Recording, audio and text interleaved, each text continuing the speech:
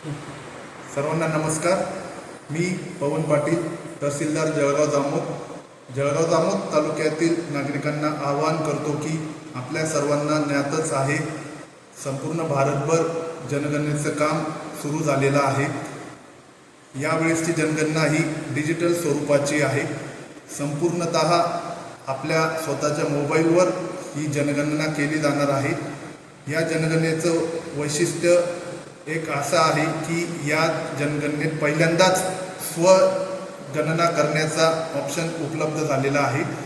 1 मे 2026 ते 15 मे 2026 पर्यंत नागरिक स्वतः आपली जनगणना करू शकतात।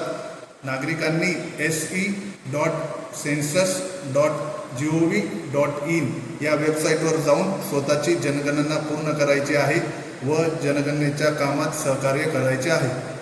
16 मे नंतर आपल्या घरी प्रगणक येतील आणि जनगणनेचं काम करतील।